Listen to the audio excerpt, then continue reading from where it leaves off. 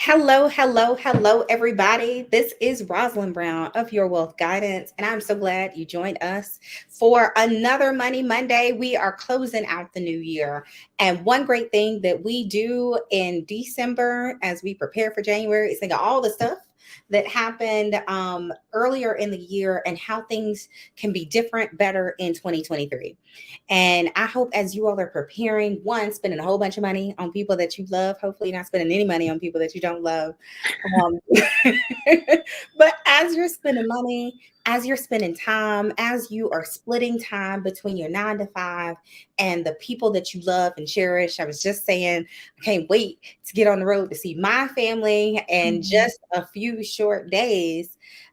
You may be thinking, if I had more passive income, I could spend more time with the people that I love. I could spend more time embracing the people that mean the most to me. I could spend more time helping out family members or buying gifts without hurting my pockets and all those kind of things.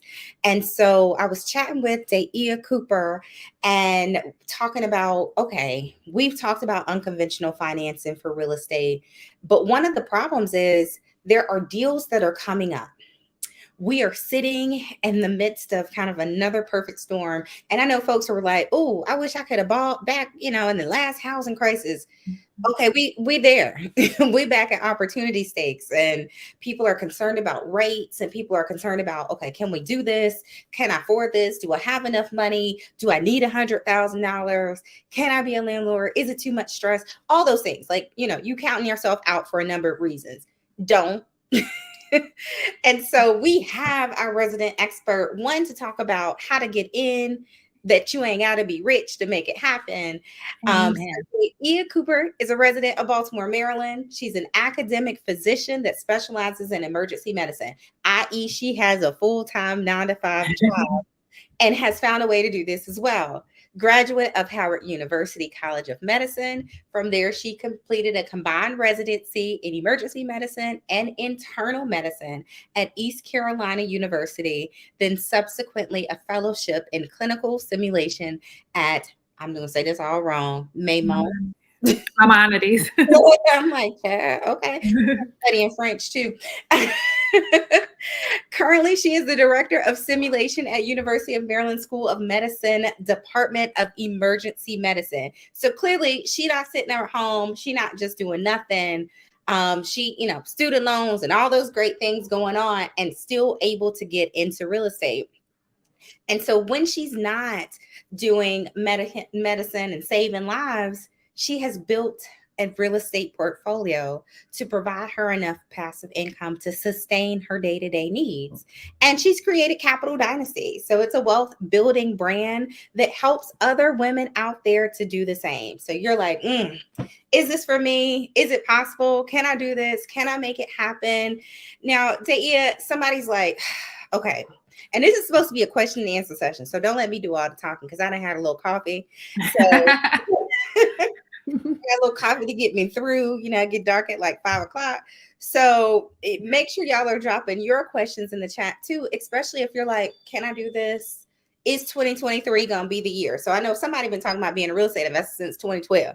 So this might be your time, and to get through some of those maybe self-doubts or questions, or what do I need to do? Like, how can I make this happen? You got debt, you got this, you got that. How can you make it happen?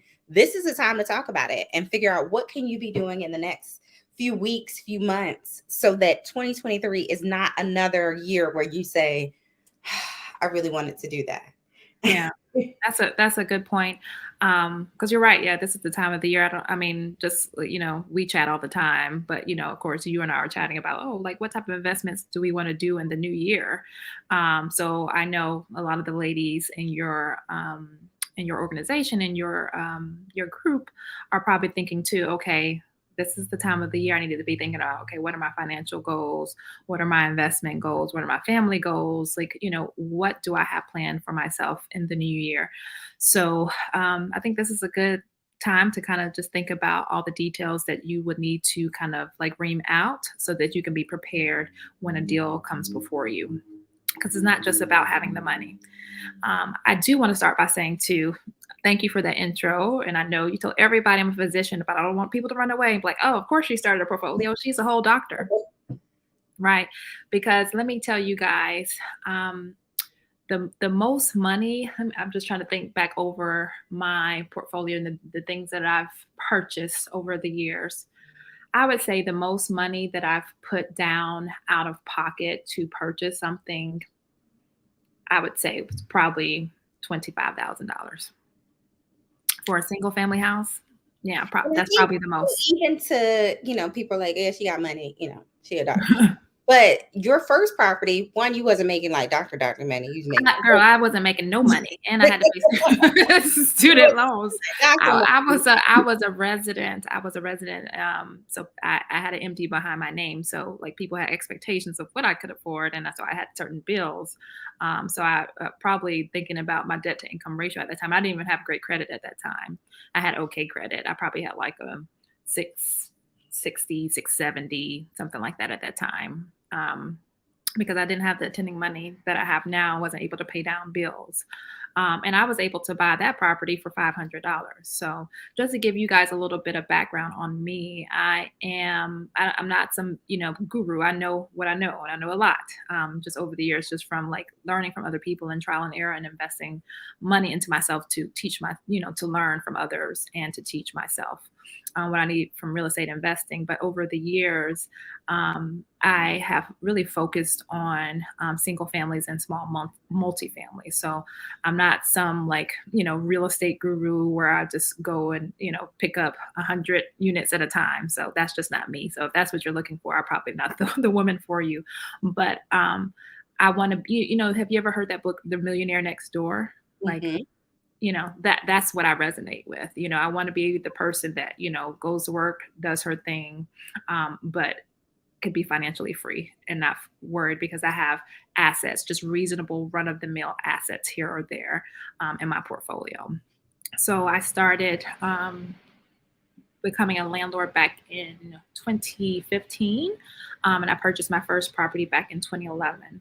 And how I got into landlording is I started out, like I recommend a lot of ladies start out, is with your personal home. So you buy your first home, and then once you move out of your first home, that can be your first investment property.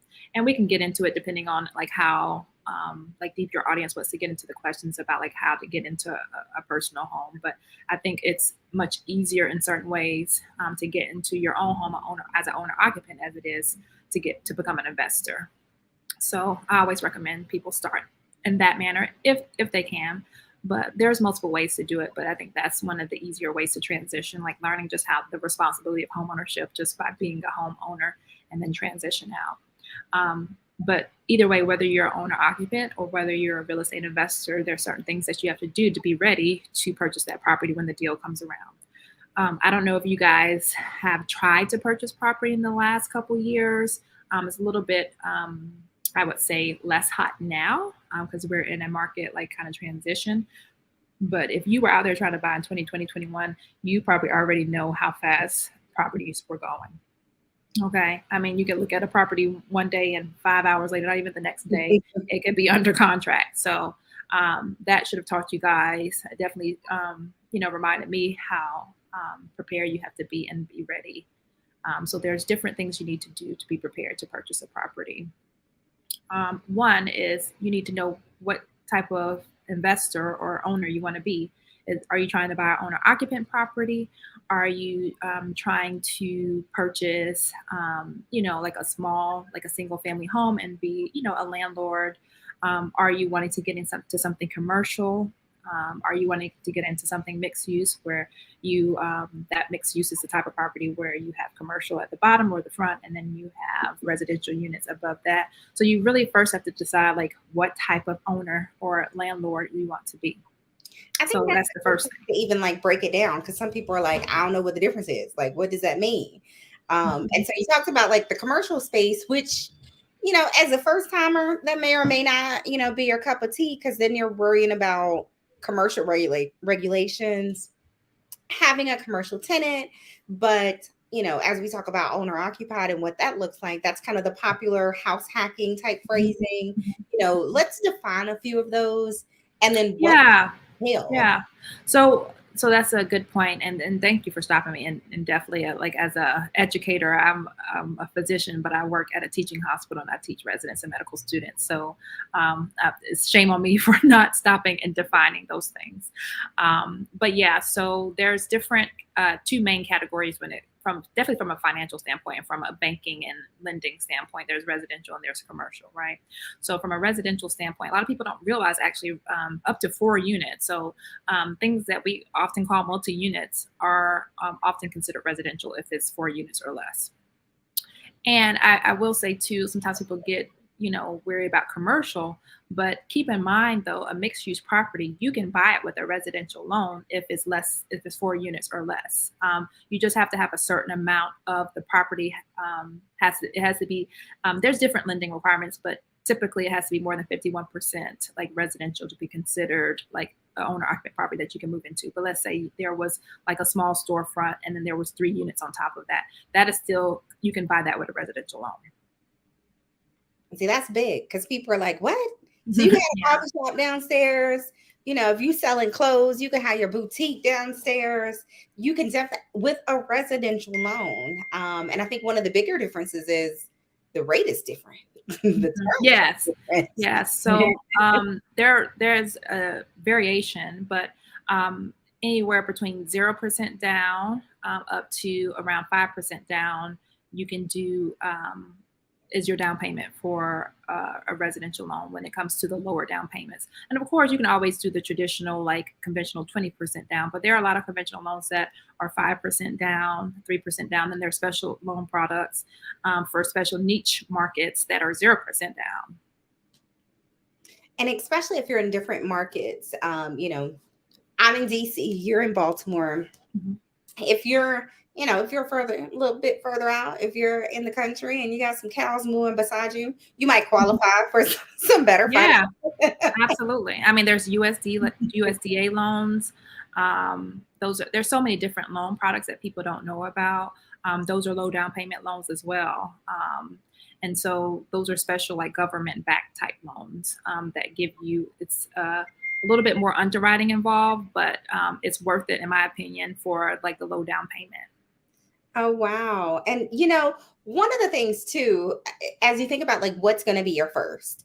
And so there are people that are just hesitant to even get started. And then there's people that are like, you know what, I'm gonna go and I'm buy, 10 units or whatever that Mhm. might be. But Mhm. some people might say, what's a little more conservative? And that might be just kind of turning your primary into a Mhm. rental. Yeah. What is something, somebody might say, hey, I am a homeowner today. And next year, what I'm going to do is turn this place that we're sitting in today into that rental. And so, what are some things to consider there if you're like, okay, Yeah. by whatever time So period, we moving? exactly. So if you want to do the strategy that I mentioned first, like you said, of changing your current home into your first investment property, one, you have to figure out where you're going to live after you leave that home. So are you going to buy something new? Or are you going to rent? And there's nothing wrong with that if you decide you want to rent temporarily, just, if you feel like you can make more money by renting your property.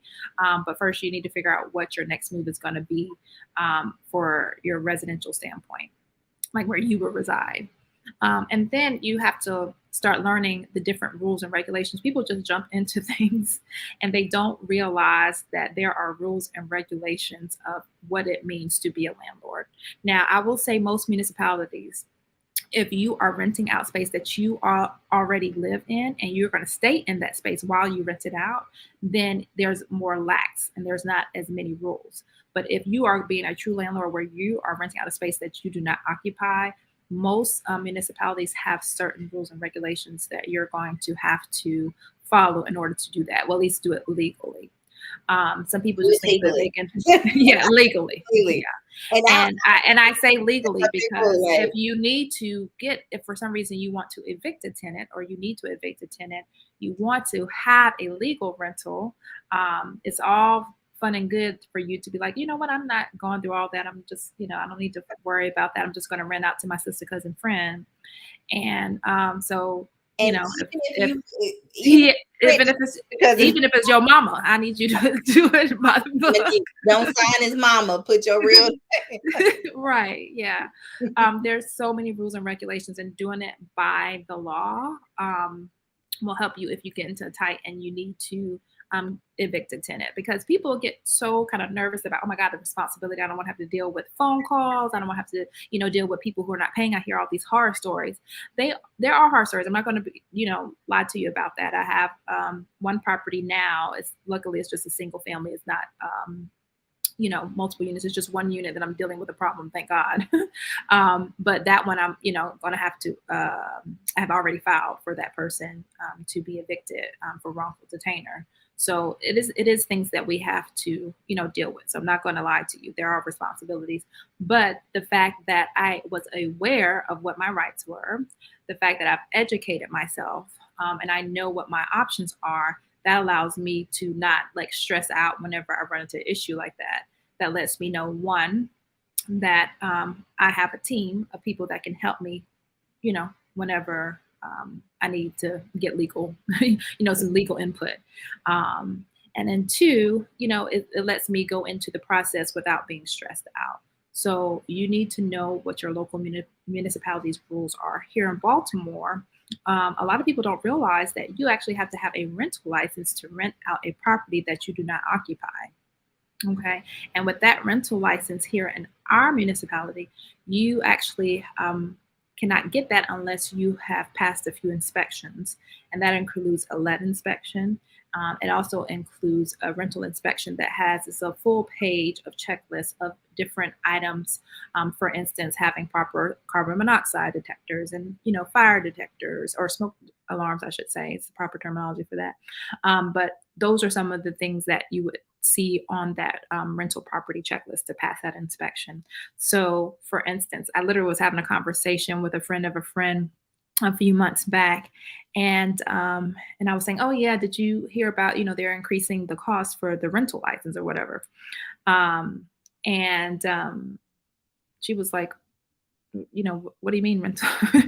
and actually, no, this was someone I was talking to. This was a little bit longer ago because we were still a little bit more in the thick of the pandemic. And so that's why I was so taken aback when she didn't know what I was referring to, because I'm thinking to myself, we're still in this pandemic. It's still many months. At that time, I think it was probably like 8-9 months before you can get a court date for eviction. And I'm like, girl, you don't know that you need to have these things to have a legal rental? What if that person stops paying? What would you do? And also, not even if, they stop paying, for something like from more of a malicious intent, but even if they're just in a true hardship and they just need help, rental assistance programs are not going to help you if you don't have a legal rental. So there are a lot of rental assistance programs out there, even now after the pandemic is not so intense, that will still help tenants who are in need, and they will pay a landlord, but they're not going to pay a landlord in this municipality if they don't have a legal rental. So again, it's just learning about the rules and regulations. Know your rules and regulations in your town of what you need to have a legal rental. And then two, know the different rules and regulations on what the tenant's rights are and what your rights are. Because you really want to have a true agreement in place whenever you rent out to people. A lot of people rent out to friends or family members, and that's okay if you want to do that. But you really need to have an agreement no matter what.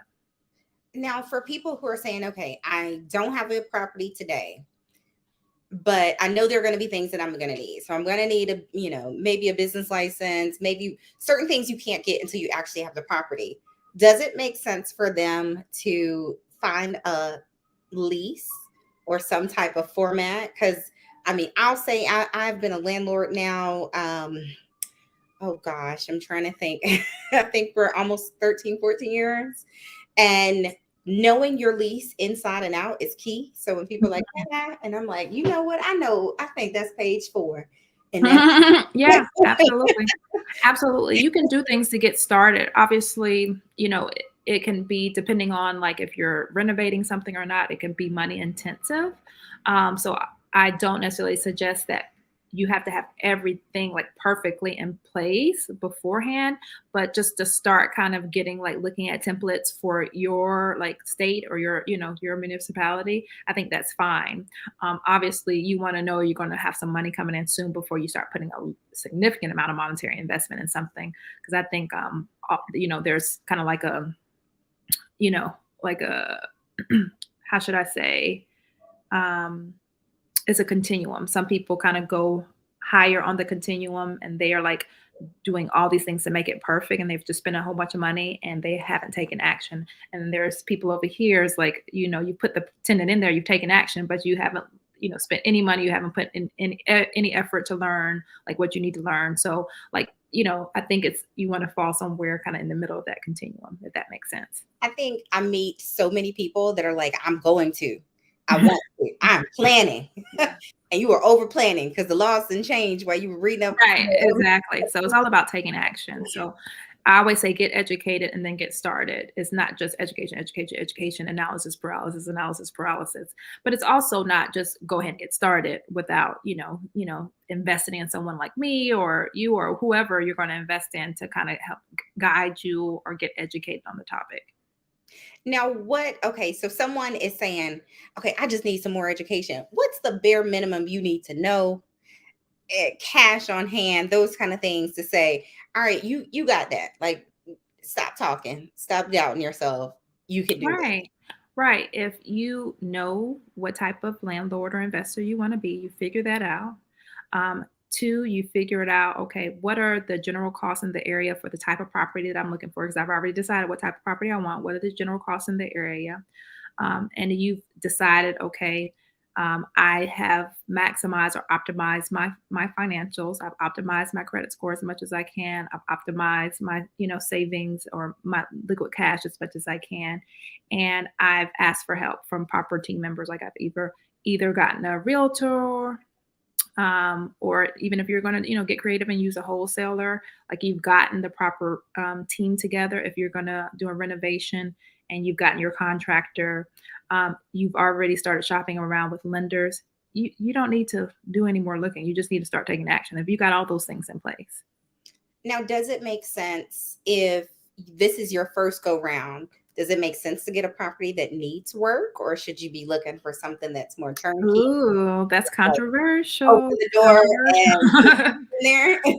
Right. So I probably will give an answer that a lot of people may not give. I'm really into a property that needs a little bit work. Obviously, I don't necessarily think that you probably should do a full good rehab on your first go. But with the way the market is, I think you would get a little bit more for your money if your property needs a little bit of work. If it's turnkey, you're going to be paying for that. That sweat equity that someone else has put in, as you should, but you're going to be paying a premium on top of that. And we're already in the market with higher interest. So I'm of the school of thought of something that needs a little bit work. You'll get a little bit more of your money, particularly if you have worked with and you've studied with someone like me, or you've taken a course, or you've gone on, talk with multiple lenders and you've learned that you can, still do renovation loans. Like this is not something that you have to fix yourself. So there's options out there. And I just think like, utilizing something like a renovation loan, like a 203K or a home style or something like that is much more helpful than paying a premium for something that's turnkey. And for me, I am very skeptical of other people's work. I trust my work. I don't necessarily trust other people's work. And I know I've heard some horror stories of people buying things that are supposed to be brand spanking new, but things behind the walls are not what has been, marketed, I should say. No, I think that's a fear that like first time investors have is, okay, I got to put in the work. I don't know what I'm doing. They probably like, listen, I don't know how to hang a picture on the wall, do huge construction. And so if that's where you are, or they might be thinking, listen, I work a full-time job. I ain't had time to be doing renovations too. I mean, if you've ever done them for your personal residence, you probably like, listen, it ain't enough alcohol in the world to make me do that again. How do you know, one, it makes sense, or if you can even take that on. So if you work a full-time job and you ain't got time to be dealing with a contractor calling you talking about, hey, I think something wrong.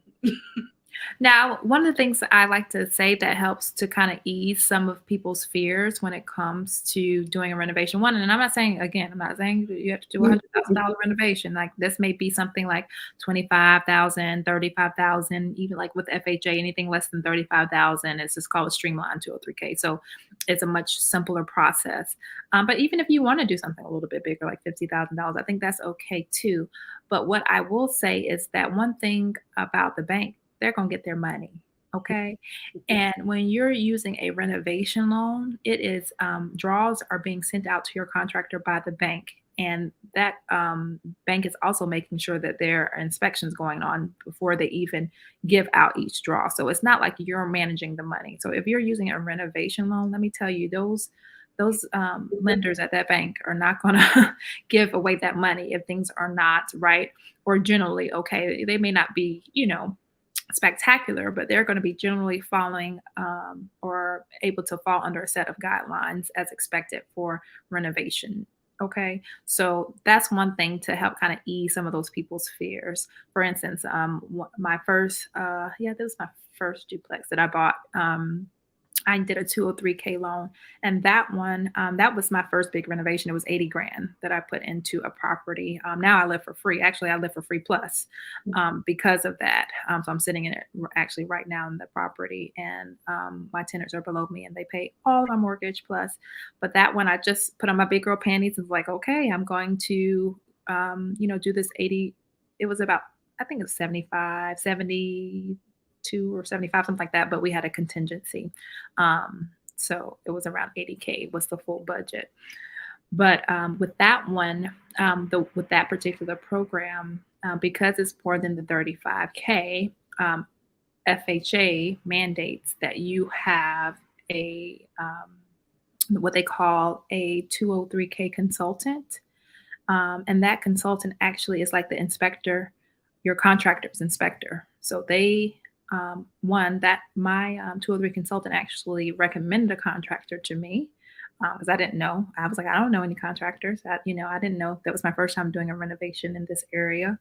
And so they recommended a contractor for me, and they would come and inspect the contractor's work. And that person, who's the inspector of the contractor, the 203K consultant, has to be certified by standards from FHA, right? So they're already a certified person. They've worked as contractors themselves, and now they work in this consultant role where they come at every different point of the major points of the renovation before what we call draws, and they make sure that the work that was said that was supposed to be done is done appropriately, and that way the bank will not give that money to that contractor before that is inspected. And the bank actually doesn't give the money to the contractor. They give the money to you, and then you give the money to the contractor.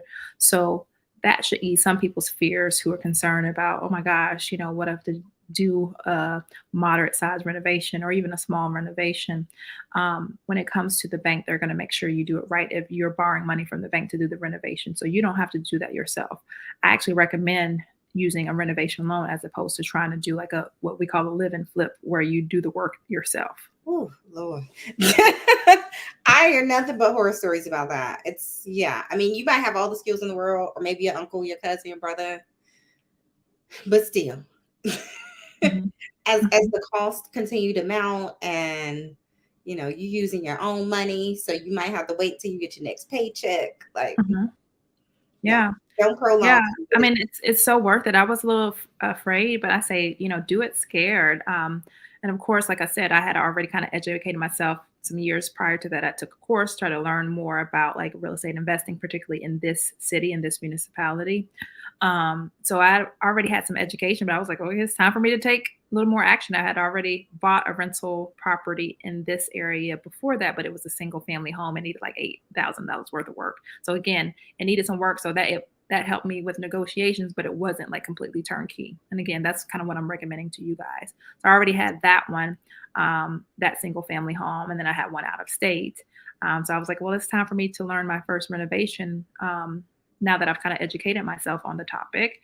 And it was probably one of my best choices I made because it lets me live for free. And I was able to do that by only putting 3% down. And that 3%, most of that came from a grant because, again, I educated myself on what was the resources available to me in this area.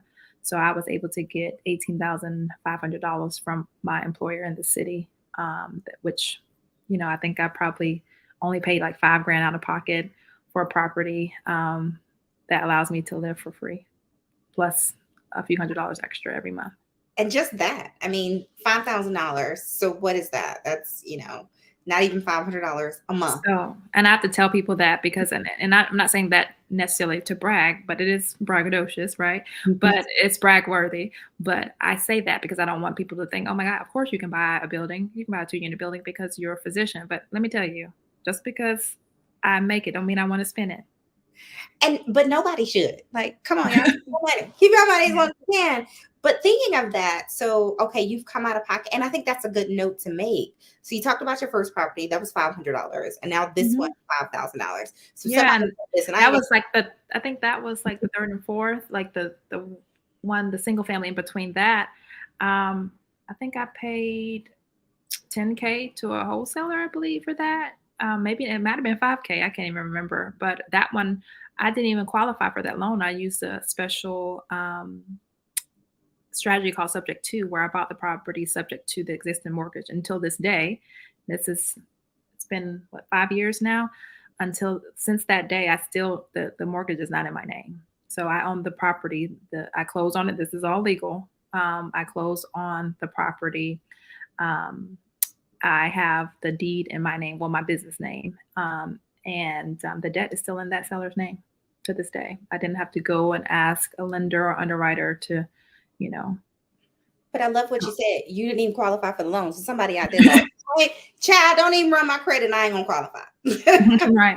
I actually had somebody. So yesterday. I mean, so I don't necessarily think you have to do something creative like that for your first one, but there are some people, they don't have the option to do a traditional route for their first one. So this is something that they could do. And so we talked about a range. So you have a property, $500 got you in there. There's a property, $5,000 got you in there. There's a property, $10,000 got you in there. And so there is a full gamut. So as people are, you out there spending this Christmas money, reevaluate. Do you really like those people that much? You might want to take a couple of those back and get your money. Because that's kind of usually the first thing that people are like, I ain't got it. Yeah. I mean, I say like one way that I got money for a property is I had to, I don't even want to talk about it. Well, I just found out that I'm free from my student loans, but my student loan payment before this pandemic pause was $2,600. So I just started paying myself that every month. So while we're still on this pause, like what you could be saving if you had a $500 payment or a $1,000 payment, whatever you had every month, pay yourself that and start using that, 6 months from now. If you saved all that money, that could be your down payment. That could be your entry fee, your assignment fee to a wholesaler, I think that's a really good point because as you're looking at things, and sometimes we can get like pigeonholed and we're saying, no, I want to still pay. I want to get rid of the student loans. And yes, I mean, I've had them. You've had them. Like, child, my mom ain't had no money to send me to school. So that's what's going to happen. I think it's a really big deal to be able to say, what are some strategies to find the bare minimum to get in to a property? And this is a really good question. And you brought this up. I should have stopped you then because I was like, we were actually talking about this before we went live today. That's probably what I was like, girl, I already know. I'm an expert now. So Gentle Yoga for Everyone says, please explain more about the subject to property transaction. And this, child, there's some stuff I was like, who made this up? Because yeah, but it's not made up. So if people are familiar with the HUD one, it's also called ALTA now, but which is your statement when you purchase a property. It's like the long document, the legal, like it's in legal paper, the very long paperwork that they give you when you close on a home. And this is by HUD, the housing authority. By the federal government, I should say.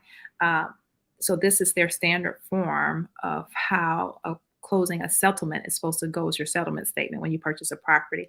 I think it might be like line item like 305 or something. I can't remember. Don't get me to making up stuff, you guys, but it's on there. And one of the line items on there, written by the federal government, the settlement sheet says property taken subject to or loans taken subject to. So it is a real thing. So subject to means something is purchased subject to the existing mortgages, liens, or encumbrances on the property and or encumbrances on the property. So you are purchasing it subject to whatever mortgage is on the property, whatever tax lien is on the property, whatever all the different encumbrances on that property, you're purchasing that property subject to that. And I'm going to backtrack a little bit to kind of put it into perspective a little bit more for you. Because more people, I think, probably have bought houses, cars, and they've bought houses. With a car, you get the title to it. So that's like a deed for a house. The title to the car is similar, is like, comparable to a deed to the house. And then you have to get financing for the car unless you're just paying cash, but you get financing for the car. With a car, your title and your financing have to both be in the same name. With a home, to put this in perspective to you, what makes it cool with a home is they do not have to be the same name or same entity. So Rosalind Brown can purchase a property and that property be deeded to Rosalind Brown, but that financing actually can be in the name of whoever else is on, whoever got the financing, whoever qualified for that financing. So it seems odd, but they do not have to be the same person or entity. So understanding that lets you understand subject to a little bit more. So there are instances where a real property has a note on it, a mortgage, and that mortgage is in a particular name. But although that is a promise to the bank, that has nothing to do with the ownership of the property.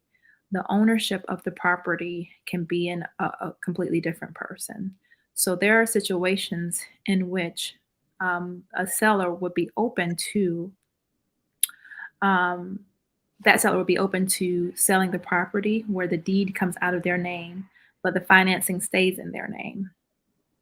And people probably are thinking now, as they're thinking about it, like, why would anyone do that? Like, why would I sell my property to you and I'm still on the financing? I'm still on the hook if it's not paid. Because they're probably already in a tight. And I think this actually is the perfect market for it, to be honest with you, because we're in a market where we were just, people were just throwing property. They were buying properties left and right. Like the values of properties were higher than, we were like, wait a minute. So that, burnt out shell of a property that had a fire 2 months ago, y'all selling that for $80,000? What? So like this, yeah, the values of properties were exorbitant in 2020 and even some in 2021. 2022 going into 2023, there has been a normalization of some of these values to more of a normal rate or a normal value. So now a lot of people are in positions where they may have bought a property, let's say, in 2020, and let's say the property was $200,000, but now for some reason they have to sell it and the value has not gone up. Values were going up like crazy in 2020, 2021, but let's say now they bought it at the perfectly wrong time where these values have not been skyrocketing anymore. They're actually starting to normalize, but now they need to get rid of the property. And let's say it's only now worth 190, or maybe, it's still worth 200. But when you think about if they bought it for 200, they're trying to, it's only worth 200 now. Let's say it's not even worth less than what they bought it for. Let's say it is worth the same as what they bought it for. Just because remember, when you're buying property the first 5 years, you're only paying interest. You're not paying any principal. So the principal is not down. And now they need to get rid of that property. But anybody who wants to buy the property on a regular open market, there's things like closing costs and things like that. There's realtor fees, commissions. And so that means there's going to be more have to be brought to the table than just the 200 for the value of the property. Someone would have to come to the table with maybe 210, 215. If you think about like the 6% that a realtor expects or realtors expect, if you think about closing costs, which are often around 6% as well, maybe a little bit more with these COVID rates that title companies are charging. But anyway, um, so a seller would have to try to convince someone to bring more to the table than what the property is actually worth for them to sell it. No person in their right mind is going to do that. So now they have a property. Buyer's market. So the buyers Exactly. might be saying, and I want 3% towards Right. Exactly. So now they're in a position where they have a low equity or no equity property or an underwater property where they have negative equity. And so that is the situation where someone will say, hey, I cannot sell this on the open market. But I need to get out of this mortgage. Like I cannot make these payments. Maybe they just got divorced. they might be laid Maybe, off at this point. yeah, maybe they got laid off. Maybe they just got divorced and now they only have one income. Whatever it is, whatever the hardship is, whatever the distress is for that seller. And this But no buyer is going to buy that with no equity. They're going to be like, you're crazy. Why would I bring you more to the table than what this property is worth? But someone like me, I'm not looking at it, and someone like you, who's an investor or a budding investor, you're looking at it potentially, well, there's no equity, but maybe there's cash flow. And cash flow means the amount of money that you can get above and beyond your expenses for that property, the amount you can get in rent, minus all the expenses. If there's that number in between those two numbers, that's called cash flow. If there's a significant amount of cash flow, it still may be worth it for me to buy it. And so those are the reasons why I have bought property subject to, because I'm like, there's no equity. Someone would think I'm stupid for buying a property with no equity, but I'm not buying just for equity. If I can get appreciation, if a property can go up in value, that's great. But even if it's not going to go up in value over the next 5 years, as long as that the rental market in my area will still bring me in a certain amount of money that is higher than what I would have to pay for that mortgage, I will buy it. And I think that's a big thing is I hope that makes sense. Talking about it goes back to the kind of investor that you want to be. So, if y'all flipping, child, I can't help you out. That's not my life. I'm not going there. But if you are a buy and hold, you really don't care about the fluctuations in the value as much as the rental income itself. So someone may be in a mortgage and that mortgage is $900 a month or $1,000 a month. But if you can get them people out, and so the current owners are like, listen, we're going to go live with my parents. And now you can rent it out for $1,400 a month. Is it beneficial to pay their $1,000 mortgage? Now their credit isn't hit. So now they're right. like, listen, you're doing them a favor. Yeah, you're doing them a favor. You're building their credit for them. You're keeping them from defaulting on a loan. Obviously, you have to be an honest person. You can't be a scammer. But as long as you promise to pay their mortgage for them monthly on-time payments, and you can continue to do that until the life of the loan. Like I said, I have one that I've been doing for 5 years. I've done another one though where I refinanced out of it. It was less than a year. I think I refinanced. All I did was do some renovations on it, forced appreciation, and then refinanced out of it. And so that person's name came off of that mortgage. But in the meantime, while their name was on that mortgage, I have been building their credit for them because I have been paying on that loan that's in their name. Which is a great benefit. And so I won't give it all away. But we're actually going to teach a class on this. Yeah. One, when we talk about subject to, when we talk about you ain't got a whole bunch of money, when I bought my first house, I want to say I was so mad because, in the very beginning, they tell you like you got to bring like $1,300 or whatever. Like I think it was something like, and then they was like, actually, we need 14. I was like, $1,400. Ripping me off now. And so one, it's, being prepared for those things. But if we're looking at ways to get into real estate and we are entering in another market. So if y'all were buying real estate, 10 years ago and everybody and their mama was flipping and everything was appreciating like every overnight. And now we're in this new environment where we just came from, where everybody was like, listen, if they'll pay you $150,000, I'll pay you $250,000 and all those things. Right. It was crazy. It's like, what? You get a mortgage. Right. All the mortgages are 3%, all those things. And now it's like, wait, you want a mortgage? It's going to be 7%. Mhm. And, we may or may not give it to you. Credit is probably going to be strained, which means tighter credit criteria. So when Daa'iyah bought Mhm. her house, she said she had like a six something. I want to say I was probably like in the 640, 50-ish range Mhm. when I bought my first property. Because I'm like, oh, this good. And they was like, listen, man, Yeah, I was like, oh. you gonna slide on in here, but let me not. Yeah, they were like, we'll let you slide on in. I'm like, well, thank you. I'll take it. And so if you're in that place, you want to know how to move away from the traditional, because there's a lot of millionaires out there making money. And I don't even, if you're not looking to be a millionaire, I know sometimes people are like, listen, I ain't trying to do all that.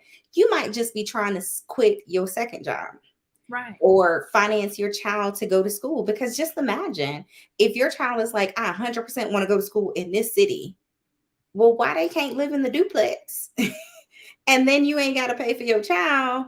And then poof, the next door neighbors might be one of their, one of the people they go to school with, and now they're paying the mortgage. So you're Mhm. taking care of that. So there's a number of reasons. That doesn't necessarily mean you want to be, some real estate mogul. You just want to structure your life for more flexibility. Heck, you Yeah, just that was my goal. My goal was just to slowly replace my income, $500 at a time, $1,000 at a time, $1,500 at a time. Like as I started, going higher, I started learning how to get more cash flow and make, better decisions in purchasing. So yeah, so that was my goal. I was like, let me just slowly replace my income. Like, how much money do I need to live off of in 1 month? And, okay, get 500 cash flow in there, 1,000 cash flow in there, And 1,500 I in mean, this one. another $500, another $1,000. I think one, the likelihood or the fear that folks gonna be calling you at all hours of the day. Like, so how many doors do you own versus service calls do you get in a month? Oh no, I don't. So again, and that's one of the things that makes me really push for to do your own renovations, because I have, especially like the latter properties, have done my own work before I put a tenant in there. That prevents me from having. I don't really get. I think probably in August I got a call. It was raining really hard here, and there was like the basement flooded. But I don't get really calls about things breaking down. I just don't, because I try to like get it redone before I put a tenant in there. So I would say, gosh, when was the last time I had a tenant call? Um, hmm. I know I had that call in August. I probably have had one since then. Um, yeah, I can't even remember. There might have been one later in the fall. But I think But that's yeah, in terms of like, okay, people are and thinking I manage my own properties. Just FYI, that's why she's asking me that, because I self manage. Yeah, I am I team self manage. self-manage. No, nothing against property managers out there. Yeah, Like, no hey, offense, okay, property managers. hey, Yeah, I'm gonna let you do. yeah. I've had a property manager before. I've had two actually, and in like my 14 or so years of being a landlord. And the first one I was like, you ain't doing enough. Right. And the second one I was like, you know what? All of y'all. Yeah, All of yeah. y'all do about the same. So it makes sense. I know some people are like wholly into they all property managers, it you could do it a few different ways. We'll talk about this too during the course. Yeah. It I is know a lot of people who are really into like, bigger deal syndications and things like that, or they want to like, start out like something big, like an apartment building. I think you probably would want to have a property manager for that. But when you're, just doing a few units here or there, 1 unit here, 2 units there, 4 units there, I think you can do it yourself. I mean, I've done it and worked like 2 or 3 jobs and do real estate consulting business. And, like, so.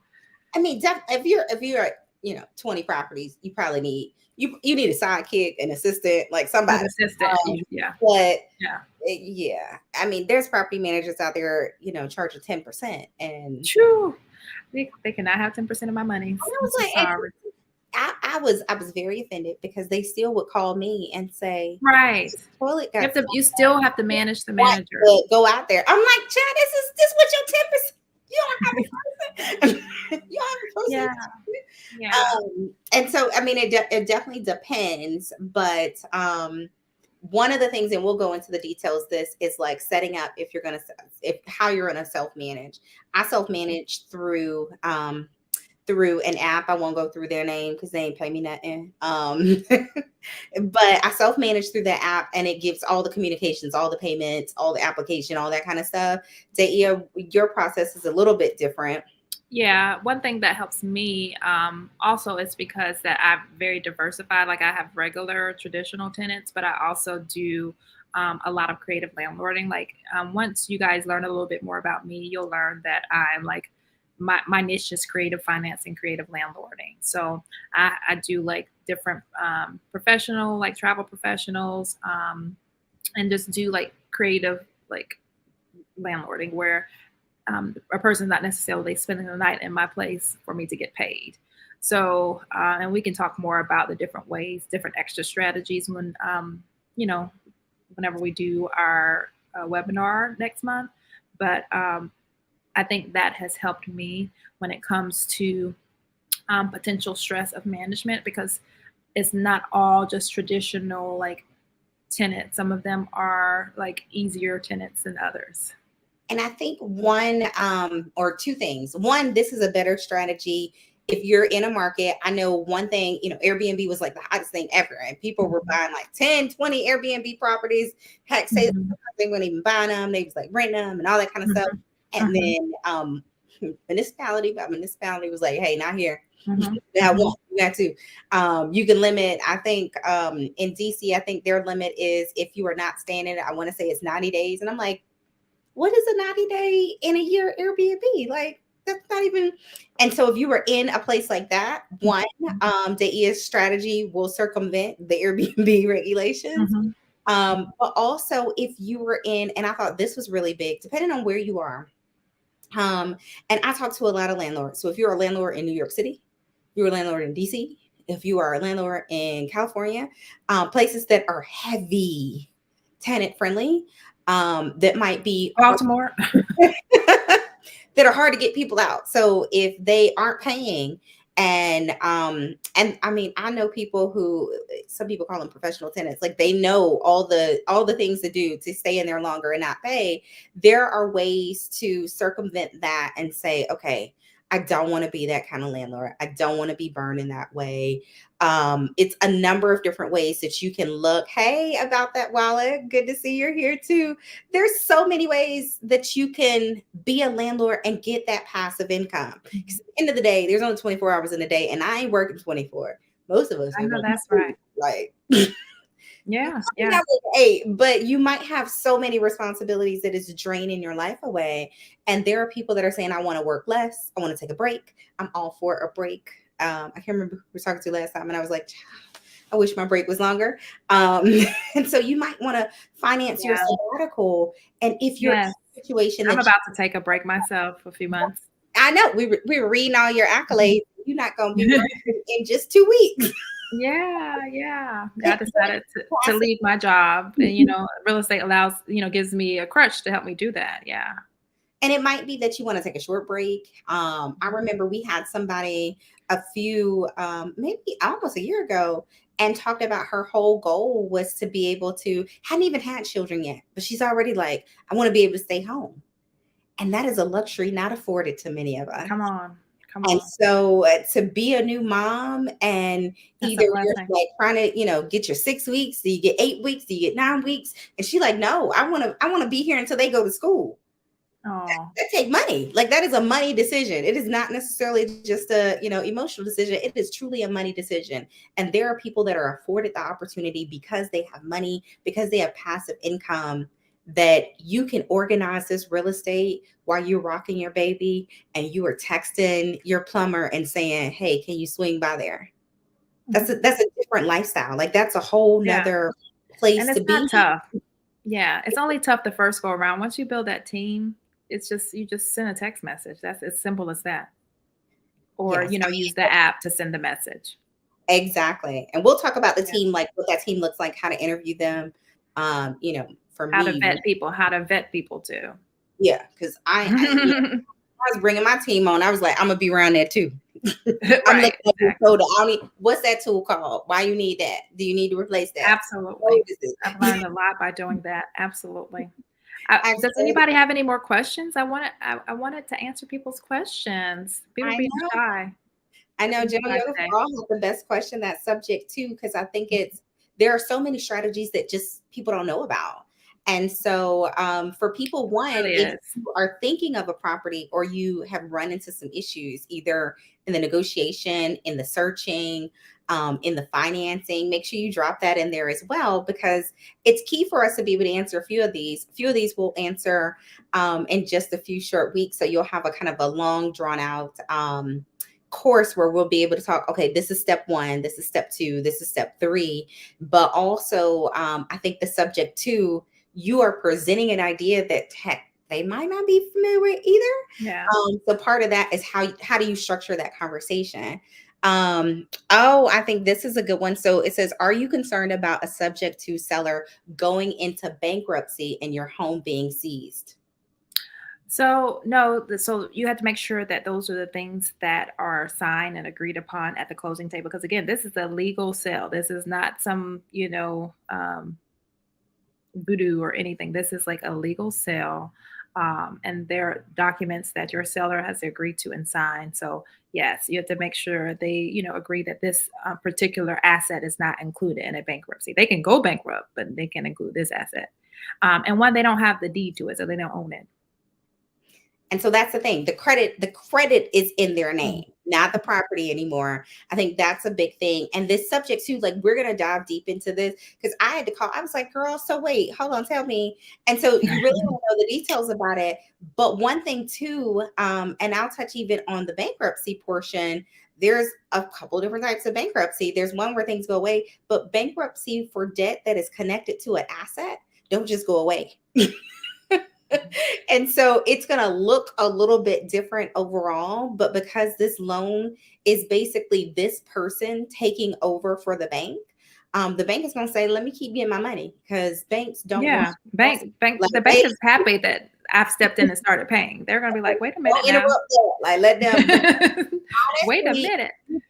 if you go bankrupt and there is a tenant in your property, they will try and work with the tenant to keep them there and say, "Hey, just keep paying us." So it's definitely one of those things where one, the setup, like don't just be like, yo, I'm gonna do a subject to property tomorrow. Like if you're gonna stay up read all night, maybe.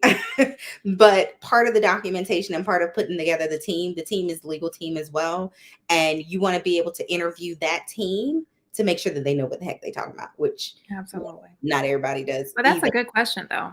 It was a good question, because it is one of those strategies, like I said, that you wouldn't just want to jump into without thinking about all those different kind of factors. So that was actually a very good question. Yeah, I think, and this is a follow up to that one. Does your seller often become your tenant in the No. deal? Oh, sorry, I almost screamed. Yeah. So They can't pay the mortgage. They can't pay listen, the thank you.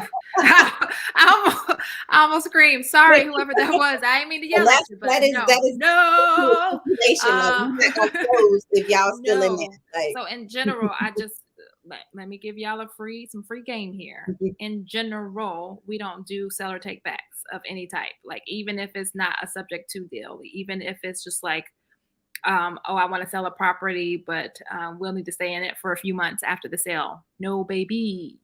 If I'm closing on this property, you will. It has to be push the close.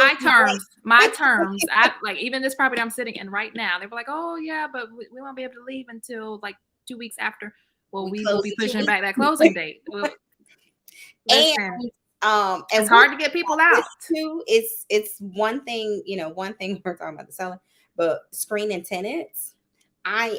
You know what? And that was one of the reasons that me and my property manager got into it. Because I was like, you pick these people. I am 100%. I screen my own tenants, and there are a number of red flags. Um, it's funny because I had a red flag today, and they were like, can we move in immediately? And I'm like, No, here? red flag, red Yeah. flag. Right, I hear you, Kane. Where you right. at? Wait, no. Right, right. Red flag. Absolutely. Yeah. So free game No seller leasebacks of any type, whether it's a subject, especially if it's a subject to deal. If it's a subject to deal, that means that you should be buying it because you think that you can get more rent than the cost of the mortgage. If they can pay the mortgage, they're not going to be able to pay the rent, which is higher, right? And you're not. This is business. You're a nice person. You're an honest person, but you're not going to like let them stay there and only pay Already you the said. amount. Yeah, to pay you the amount that they were already couldn't pay the bank or didn't want to pay the bank. And it's you would be in a little bit difficulty with a judge, in my opinion, if you were trying to evict someone whose name is still on the debt. So no seller leasebacks, even if it wasn't a subject to deal, even if it was just a traditional sale where you're qualifying for your own loan. In my opinion, it's not a good idea to let sellers stay in a property. They sold it. Bye. Yeah. I always say, be real nice. Say, oh, I can't do that. But what we can do is push it back. Happy to do that. Now, about the wallet says, what are your thoughts on house hacking in your area? I'm team house hacking. Everybody should do I'm it. team house hacking an area every year. Like I said, the place I'm sitting in right now, I'm house hacking this place now. It is the best. It is the best. It's the best for your wallet. It is the best. Yeah. For And it's a good way for financing too. It's if it's a good way to get a low down payment loan. Because you're owner occupant. especially. Yeah. You're owner occupant. You can use one of these special low down payment owner occupant loans. And the great thing about house hacking, you can do it in a single family, but you can also do it in, like I said, residential loan is up to 4 units. So you can do it in a property that's up to 4 units. That allows you to, depending on your market, it allows you to have a significant amount off of your mortgage that you have to pay out of your pocket, or puts you in a position like me where you don't have to pay any money out of pocket, plus you're making a profit, or it puts you in a position where you're making a very large profit and you're living for free. So house hacking is great. But you probably couldn't afford before. Because I remember Oh yes, that's a good point. I'm glad you said that. Because I remember we were going around looking at properties, and I remember saying, child, I can't afford that. They were like, but no. I'm like, listen, I'm doing the math on my phone because this is what like ain't nobody using that much of my paycheck on a mortgage payment. And they were like, no, don't worry about it. Like, you'll still be approved, you'll be fine. And they literally take the possible rents and add that to help you qualify. Yeah, I was like, ain't no way they're gonna approve me for this. Yeah, it's different. It's a whole nother ball game. And I know one of the other pushbacks, and we'll go through this when we do our session too, is people say, I want my tenants to know I live here. I don't want them knocking on my door. Child, let me tell you, I have house hacked. It will be almost, I think I am 9 years in, and I've only had one person to knock on my door in 9 years, and I did not answer the door then. Yeah. We ain't I've been here. I think I've been here, and this one probably like, I think I've been here maybe like 3. What year are we in? We're about to be in 2023. So maybe about 4 years. I have yet to have a tenant knock on my door for anything. Yeah, no, there's a process. They'll text me and I'll say, okay, we can handle this at such and such time or day. I can even take text messages. Yeah. I'm allowed to. And again, you can get text, but it could be through a user interface. Setting up your program, and you treat people how to treat you. And I mean, in all these years, it's I had the one, and it wasn't but that one time when I was like, yeah, you can't knock on this door. That's not an option. The building on fire, you're gonna need to call somebody like 911. But they'll knock on the door, not you. So there's a number of different ways to make house hacking work. But one great thing, the beauty of it is if you start in house hacking and stay there for 2 years. 2 years is typically what the bank is looking for to say you have income. So imagine you have this property and you've been making $1,000 a month in rental income. And so that's $12,000 a year. All of a sudden you stay there for 2 years, you've paid nothing. So maybe you've paid nothing. Maybe you've paid a couple $100, whatever. So then you can actually show your debt to income being better, but you can also show income that didn't exist before and have write-offs that didn't exist before either. So there's a number of ways that now your real estate can make you money and reduce your tax liability too. I mean, you're Yeah. looking at all the different, lawn care and all these, random overhead things, security cameras and all those kind of things. Hmm. It's a Hmm. great way to just overall build your wealth and build that kind of first foundation. So Hmm. regardless of how you got started, Daa'iyah It's did the just a great strategy. same It's a great strategy. That's a great strategy. I mean, if you want to, like I did start with your personal home as a single family, and then that be your first investment property, that's a great strategy. But house hacking is also a great initial strategy as well. Yeah. Like your first home ever also being an investment property at the same time that you're living in it. That's Especially a great if you strategy. are, I mean, if you were living in an apartment, hey, what's wrong with an apartment from those people versus your own apartment? If you wanted more space, there are bigger apartments. Mhm. There are homes with an outdoor attachment, depending on where you are. Like I said, if you live somewhere with cows and stuff, you might have some additional units and in-law suites and all those kind of things. You can make it work. Really looking at where you are and how to look at foundational ways to use what you have today. My Players Club quote, use what you got to get what you want. Yeah, off of the Players Club. They teach you. And so you want to be able to use these resources that you have piece by piece and say, how is this going to make my life easier? How is it going to get me to a point that if my job says we're going to lay you off or we're going to cut your, or it might Mhm. just be that the bonus pool is smaller, which I know a lot of my friends are saying, I usually get a 10% bonus. And now they're saying no bonus or whatever that might be, that you're not concerned about it. Even if they start talking layoffs, you like, child, I might take that layoff and get me a few months of, severance pay and Mhm. float on some rental income. There's a number of different things that exist there. And even in the midst of COVID, I had not one tenant fail to pay rent. Mm. Like we talked about all the COVID stories. Thank goodness, because in DC they Yes. won't let nobody they Yes. don't put nobody out. But I had That's a blessing. I missed have one. one, yeah. I had one, which was enough for me, but yeah, it's a blessing to have zero. And part of that goes back to screening your tenants and how do you screen a tenant? I think that's key because Yeah. you should know. And I Yes. tell And you, that was because I didn't screen that tenant. That was because I bought a property with a tenant in it, which that's a whole nother conversation. I've only had Should you buy two properties with tenants in it? I've only had two tenants that I made exceptions for, and both of them burned me. And Yep. so I'll teach you about the exceptions that I made. We'll And have to talk about that in the webinar. child, don't have a heart. Just put your heart in the freezer and come back and get that after you do your Yes. tenant screening. Yeah. Because it will get hard. It'll get really rusty.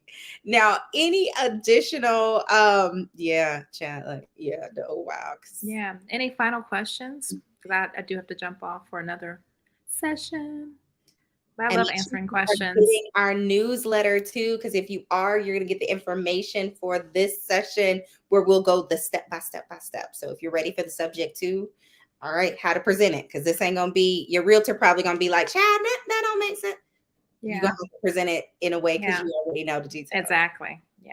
Absolutely. All right, I don't see anything else in here. Great information. When is the webinar? The webinar is February the 4th. I think that's right. Let me look at my calendar. Yeah, I think that's what, let me look at my calendar. It's If it's not on the calendar, it doesn't exist, but it's on my calendar. So February the 4th, Saturday, February the 4th. No, 10 that's a.m. not it. That's not it. Child, I said the wrong thing. It's No, the that is 21st. it. That is it. It's That's February 4th at 10 a.m. Yeah. You So had it right. Always go with your first thought. and so be on the lookout. We'll have everything set up so you can register for it very soon. I want to thank you, Daa'iyah, for being with us. And I can't wait I to love talking hear about this the stuff. So story. I'm happy. I'm happy to be here. I want all the Black folks to have all the real estate. Yeah. I want y'all not Yeah. to work. I want you, your boss say, Yeah. this is good, but I ain't gonna stay. Yes. Absolutely. I don't know. So thank you.